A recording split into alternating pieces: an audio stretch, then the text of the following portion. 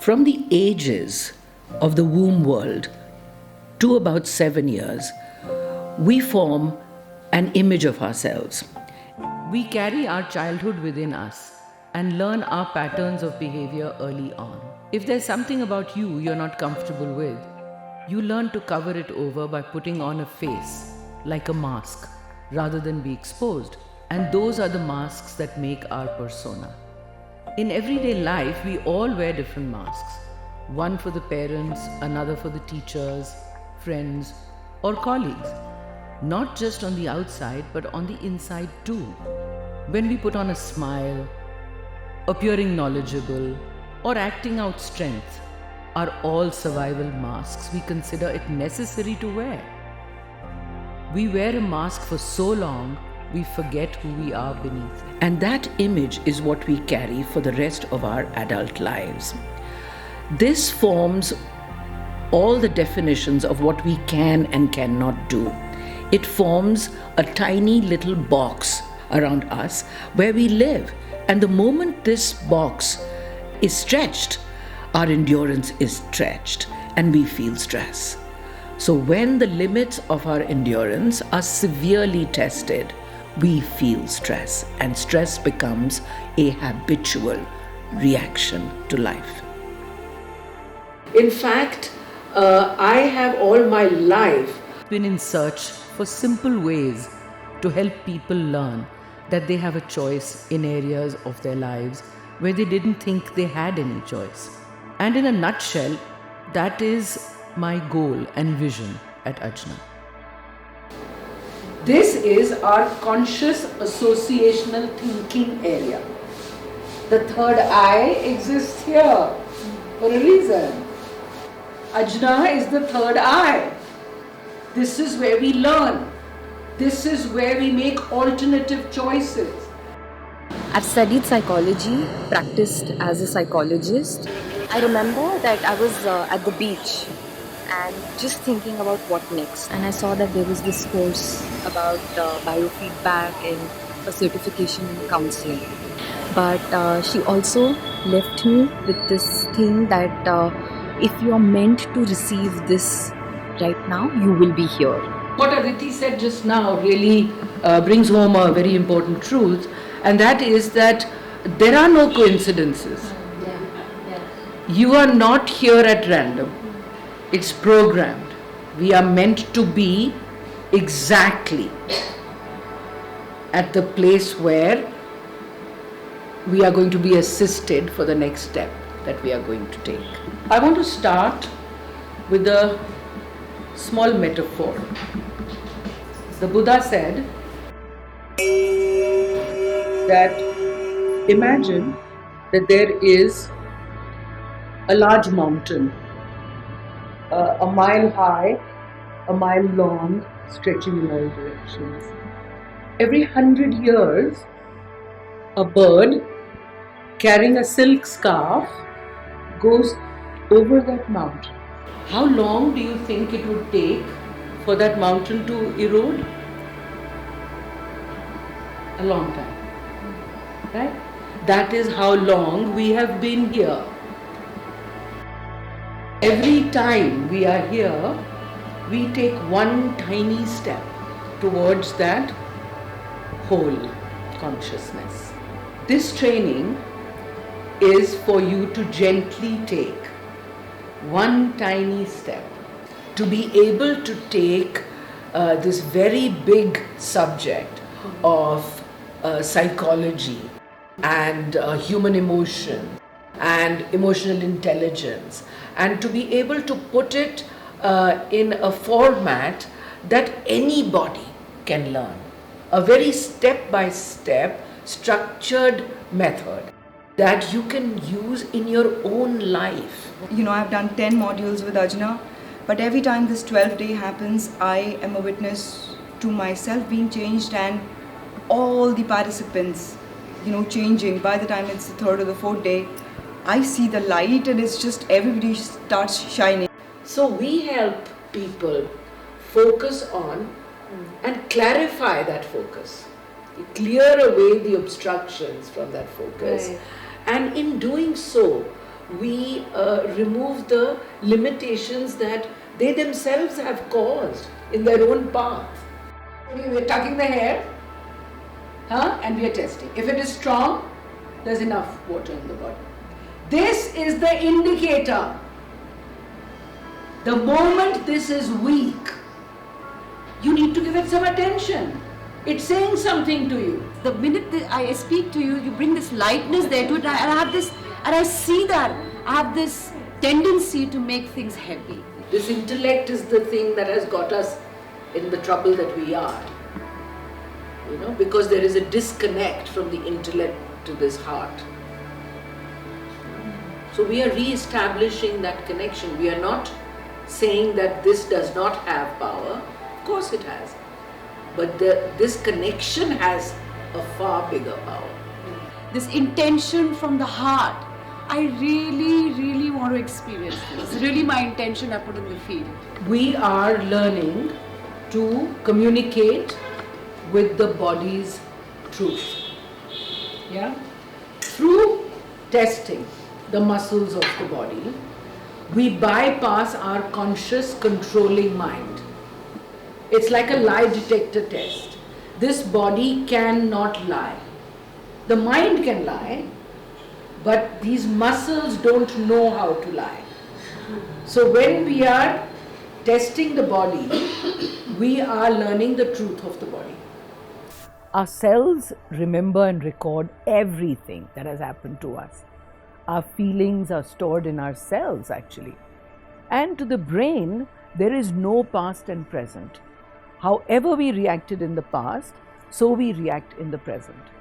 When something impacts us, within a few seconds, you can see body posture transform, facial expressions will change, and there is a change in voice and attitude too. The adult becomes the child again. So when you see someone behaving childishly, now you can better understand what prompts their behavior. Our cells have individual stories we all live with. The beauty is that cellular memory can change whenever we choose to do so.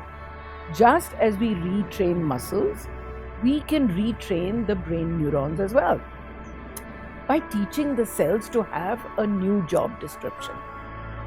Our future is not predetermined entirely.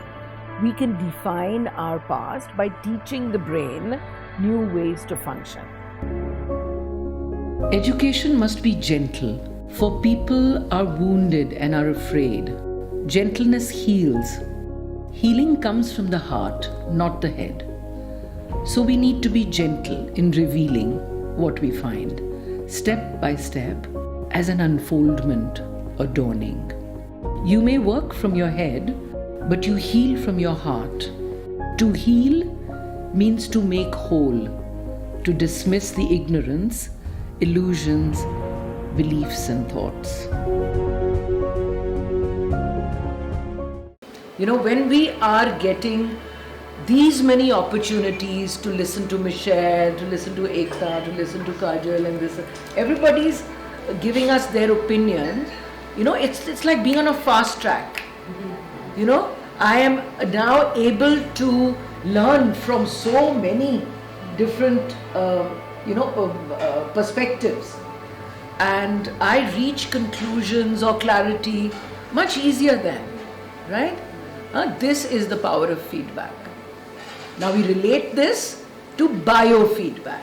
Let me get feedback from the body so that I may learn what I cannot know just by my intellect. This method, as we test the body for all that the client is feeling, it takes the authority out of the therapist into the person herself.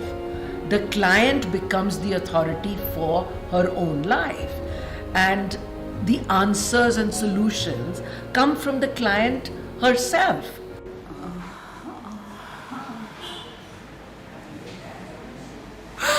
Let it go because you don't need it.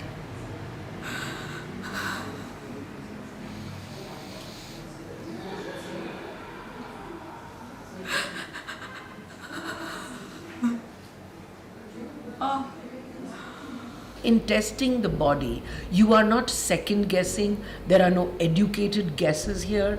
You are just following the client and her desire to help herself through the knowledge and memory that the body already has. What is your feeling? How do you feel? I feel everybody around me is going to come and go. In 3 sessions, you can make a tremendous difference in someone's life. Like the light goes on and they can see their own responsibility, their ability to respond to every situation that happens in their life. With the result that stress level is reduced and this free-flowing energy that we have, which is natural to us, can begin working for us. Okay, what are we really? What is this body? It's energy. We are magnetizing that energy according to what we express. We are magnets. We attract to ourselves the equivalent of what we express. That's what we are learning how to experience in this training. It's a very heartful work, this work. Yeah, it's not an intellectual exercise. We are widening our scope of looking at this world as just an energy mechanism. Okay? We are part of this energy mechanism. We affect it every time we think, speak, feel. We affect this energy. This is an information-based reality. It's a virtual reality. Why are we here? To decrease that entropy and to increase the ability to love. You know, people quite often ask me, where would you like to see this work? Does it live in a university? Does it live in a classroom? Where does this work live? Who would want to do that? And I feel that I would like to see it at the street level. I would like to see it in every home. I would like to see every parent get involved with learning how they can feel better so that they can help their kids feel better about their lives. The structure of this work that we do here at Ajna, this whole metaphysical life coaching and biofeedback, the entire approach is so objective that it takes you right to the specific aspect instead of beating around the bush. So this has not just helped me, I know that it's going to be helpful when I work with other clients.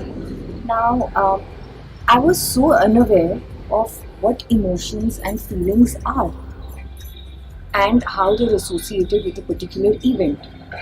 Coming here has made me realize and become aware of these specific feelings and emotions, and I've been able to separate them from the event, which in turn has changed my entire perception about the event. And this understanding today has also made me aware that I have so many choices for my life. So now I can easily balance all the elements in my life so that I can actually truly make the dent in the universe that I want to make. I can not only be true to myself, but also everybody who's around me. I have the choices and the resources. The only thing I have to do is to completely remove the debilitating stress about myself. It's important to know that every emotion that we feel has 2 sides. It's like 2 opposites or 2 polarities. Yin and yang, plus and minus, night and day. And in life too, where there is fear, there is assurance as well. Where there is anger, there's willingness deep inside of us. Where there is resentment or rejection or unappreciation, there is another side that has interest and enthusiasm. So these are two sides of the same coin. And the interesting truth is that both these sides are a part of us.